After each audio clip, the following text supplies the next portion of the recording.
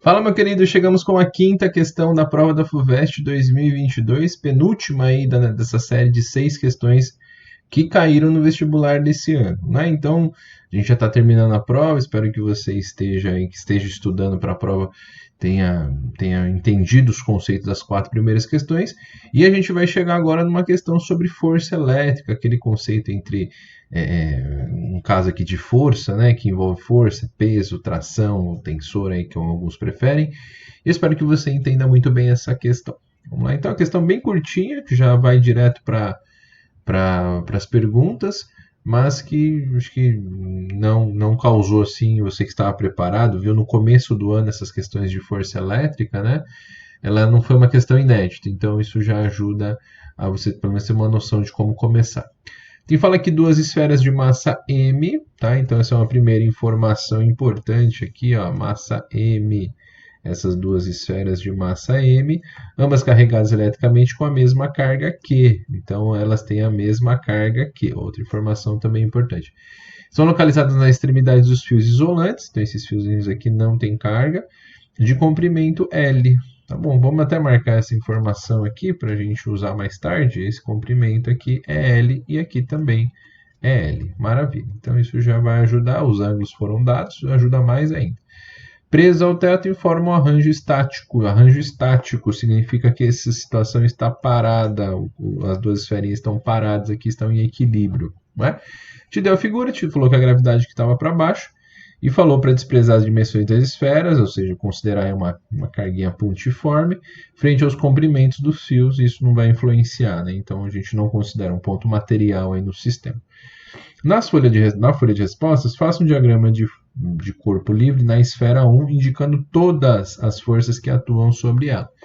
Então vamos lá. Então eu copiei lá a figura da força, copiei a figura da folha de resposta e ele quer que você coloque aí todas as forças. Vamos lá.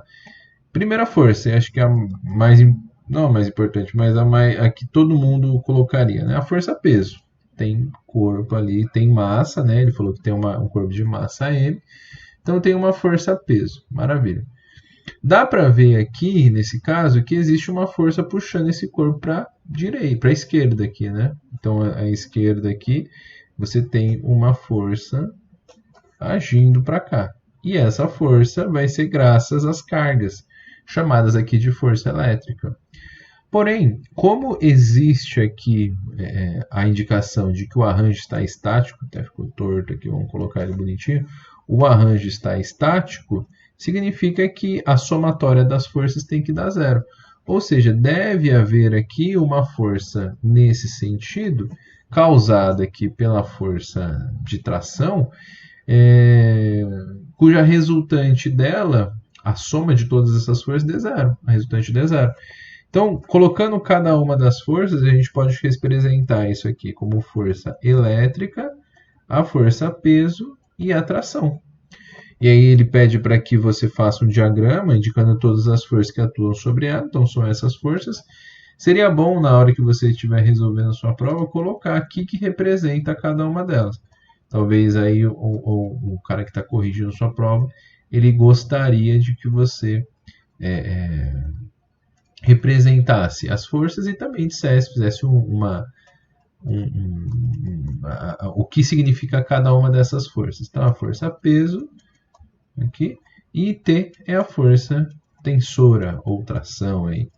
Tá? Então, cada uma das forças representadas são 3 forças que estão agindo no corpo na esfera 1 e aqui estão aqui definidas a partir dessa figura. Maravilha? Então essa aqui é a resposta do item A. Maravilha, então tranquilinho. No item B, ele quer a razão entre Q quadrado e M, em os termos de comprimento do L do fio, a aceleração da gravidade e a constante eletrostática do vácuo Q, em função de... então nós vamos ter que dar a resposta em função de L, em função de G e em função de K. Então a gente vai ter que misturar aí força eletrostática ou força elétrica, né? A força elétrica que existe entre os dois corpos, e o peso. Maravilha, que são as duas forças que estão agindo. Só que você viu que esse ângulo aqui é de 45 graus aqui? Então o que a gente pode fazer? O que eu indico para você fazer aqui, ó, queridão? Você está vendo que isso aqui, dá para ver que tem um triângulo, né? Portanto, se eu continuar essa figura aqui, entre essas duas forças que a gente representou, existe aqui um ângulo de 45 graus. Concorda comigo? Então, se eu fizesse a continuidade dessas forças aqui, existiria aqui um ângulo de 45 graus também. E eu posso fazer isso? Claro, eu posso representar aqui essa figura como se tivesse uma força para baixo e uma força para a esquerda, cujo ângulo entre eles é 45 graus. Então dá para a gente montar um sistema aqui, ó, uma resultante de forças, cujo o meu peso está indo para baixo, a minha força elétrica, eu vou até marcar de outra cor aqui, está indo para a minha esquerda, para a esquerda, e para que isso tudo dê zero, eu tenho que ter uma resultante. Lembra que quando você faz a somatória dos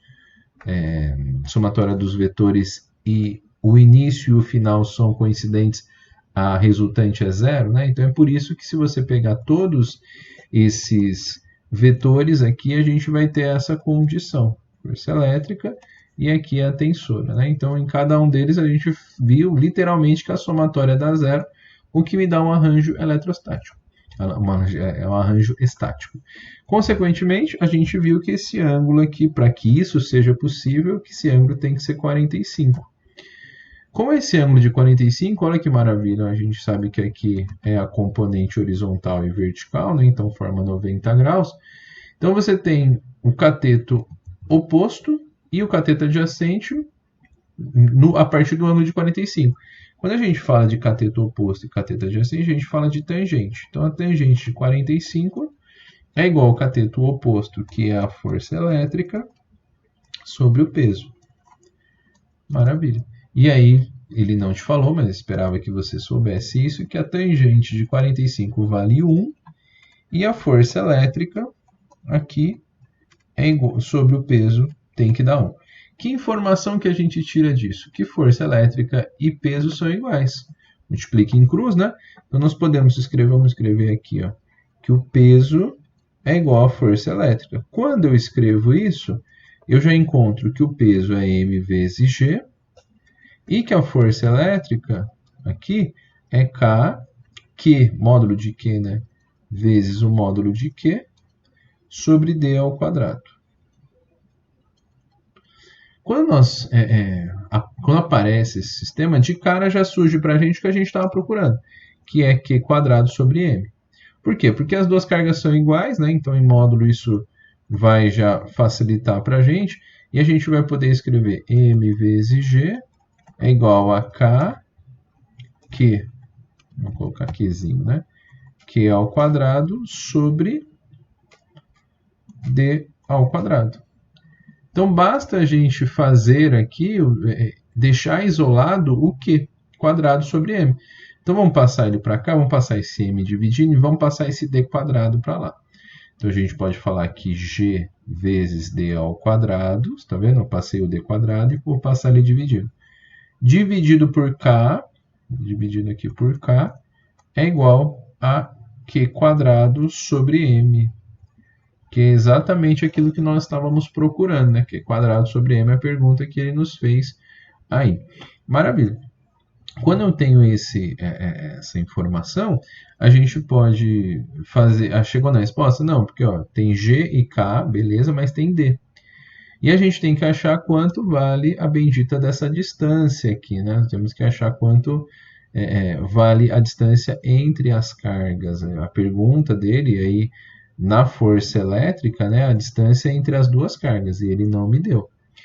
E aqui veja a análise que a gente vai ter que fazer. Ó. Veja que a gente novamente tem uma hipotenusa, aqui, que no caso aqui é 90 graus, né?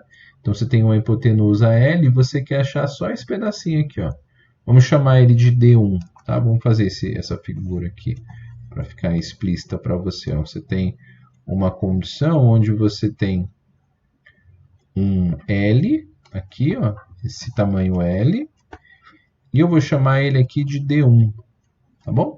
Vamos chamar ele de D1 e esse aqui de D2, tá? Só para a gente entender que a distância entre os dois vai ser D1 mais D2, que é a soma das duas distâncias que existe aqui entre eles. Maravilha. Quando a gente resolve isso, eu tenho um ângulo de 45 graus aqui, portanto a gente usa o cateto oposto e a hipotenusa. Aí a gente tem que lembrar do seno. O seno de 45 é igual a o cateto oposto D1 sobre a hipotenusa L. Esse seno de 45 vale raiz de 2 sobre 2. É igual a D sobre L. D1, né? D1 sobre L. Portanto, se eu isolar o D1, eu passo para lá que D1 é igual a raiz de 2 sobre 2 vezes L. Maravilha. Então, opa, já estou começando a achar algo interessante aqui para mim. Se eu fizer a mesma lógica para cá, e acho que vamos tentar fazer aqui, é usar a mesma lógica, você vai ver, e é totalmente esperado que o D2 seja também o mesmo valor, né?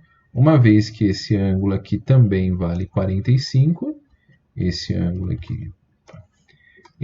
aqui vale 45 também, e esse tamanho aqui vale L, e essa distância, essa hipotenusa vale L. Então, D1 é igual a D2. Portanto, olha que beleza, ó. A gente vai chegar aqui, D, que é D1 mais D2, D1 mais D2, vai ser o dobro disso, né? Como os dois são iguais, vai ser 2 vezes isso. Deixa eu puxar um pouquinho para cima aqui, para ver se a gente consegue escrever. Como eles têm o mesmo valor, vai ser o raiz de 2 sobre 2 vezes L, mais raiz de 2 sobre 2 vezes o L. Ou seja, a distância que separa esses dois corpos é o dobro disso. É o dobro desse valor. Então, se você somar isso aqui, vai dar, faça o MMC aqui em 3, ou nem precisa somar, a metade de raiz de 2 contra a metade da raiz de 2 dá raiz de 2.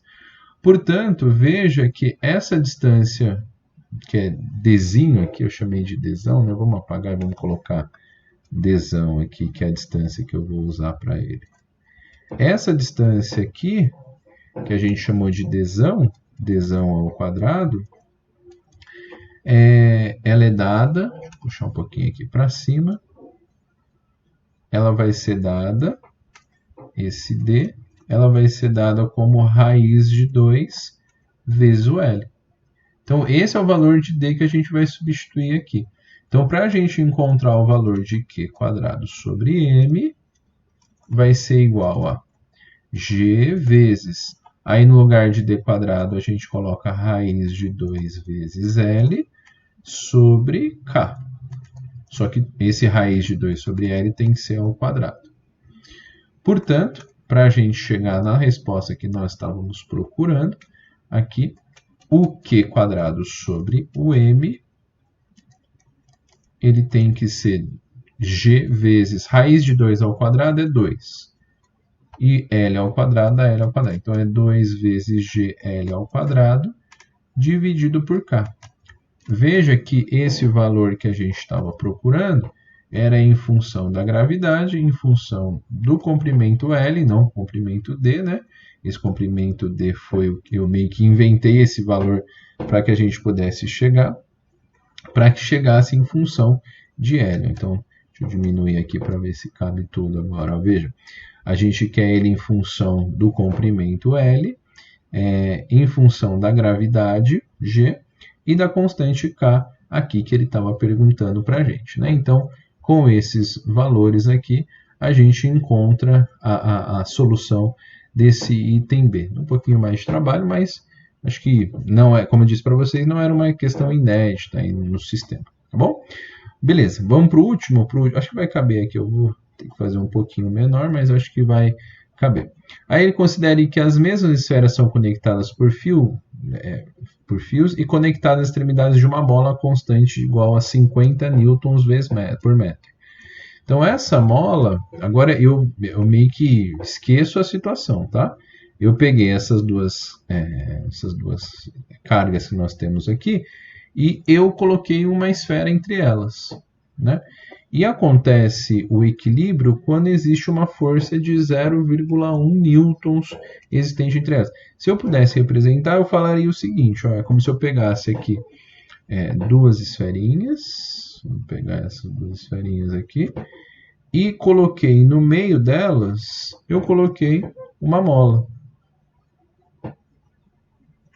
Certo? Então, entre as duas esferas, existe agora uma molinha que me disse que existe um equilíbrio entre elas quando a força é de 0,1 newtons. Então, fazendo isso, o que a gente pode falar? Existe força elétrica, aqui novamente, tá? Então a força elétrica é de repulsão entre elas, nada mudou em relação a isso. E existe uma força elástica, e toma cuidado para você não se confundir aqui elástica com elétrica, tudo parece muito. Os prefixos, né? Colocar fel aqui. Aqui é a força elétrica e aqui é a força elástica. E da mesma maneira aqui a força elétrica e a força elástica. A gente está acostumado a resolver, né? Força elétrica e força elástica, só colocar fel, mas aqui a gente vai ter que tomar um pouquinho mais cuidado. Ele me disse que ocorre equilíbrio quando a força existente entre elas é de 0,1 newtons, né? Então, isso com essa constante, já consigo determinar quanto aqui houve de deformação. Porque, veja, o que ele está perguntando para a gente é a energia armazenada na mola, ou seja, energia potencial elástica. Para a gente saber a energia potencial elástica, é kx² sobre 2. Né? Então, a gente já tem o K, falta achar o x, a deformação dela. Então, como aqui existe o equilíbrio, aqui, quando a força é de 0,1 newtons, eu posso dizer que a força elétrica é igual à força elástica nessa situação de equilíbrio. Esse é um dado importante aqui na situação de equilíbrio, a força elétrica tem que ser igual à força elástica. E ele me disse que nessa condição a gente tem a força elétrica como sendo 0,1 e a força elástica aqui é kx, né? Então, vale a pena a gente recordar, né? Que a gente já escreveu a equação de força elétrica, mas pela lei de Hooke, né? A lei de Hooke a gente fala que é kx, onde k é a constante e o x é a deformação. Então, esse k aqui é 50 vezes a deformação que vale x. Ou seja, eu encontrei nessa situação que a deformação dele é 0,1 dividido por 50, que é a condição que a gente tem nesse caso, em que ele quer saber o valor armazenado nessa carga. Você vai ver que eu nem vou resolver essa conta, porque vai dar para a gente simplificar o cálculo. Você vai ver como. Para responder, então, a energia potencial aqui dessa mola elástica vai ser dada como K vezes x² dividido por 2. Finalizou, soube resolver essa conta, chegou na resposta. Vamos puxar um pouquinho mais para baixo para ter espaço aqui. Então, para a gente chegar na resolução dele, a gente vai ter que fazer que a energia potencial aqui, o K, né, o K que a gente usa, ele vai ser dado como 50. E por que eu não fiz, né? Por que eu não resolvi essa conta? Porque quando a gente faz isso aqui, eu posso fazer que é 0,1 sobre 50². Vai dar para cortar um, né? Cortar um com o outro. O x aqui sobre 2. Tudo isso dividido por 2. Claro que se você fez a conta, não tem problema nenhum. Então, para a gente achar a energia potencial elástica, vamos colocar ela, né? Que a gente está falando aqui como energia potencial elástica, vai ser 50, que é o K, e aqui, veja, 0,1² é 0,1 vezes 0,1. É uma possibilidade de resolução, tá, gente? Não é obrigatório você fazer isso. Eu vejo que aqui é bom porque dá para a gente cortar 50 com 50, tá? Mas se você fez a conta, sem problemas. Faz, desenvolve aí sem... importante é você acertar esse valor. Esse valor aqui, então, deu 0,1 vezes 0,1. Isso daqui você pode escrever como 0,01 dividido por 50 e tudo isso dividido por 2. Divisão de fração, isso daqui, vamos escrever em base 10, você vai ver que a resposta vai ser em base 10. Mantenha o primeiro, 1 vezes 10 a menos 2, que é o 50, dividido por 5 vezes 10 a primeira, que é o 50. E isso aqui vezes meio ainda, né? Vezes meio.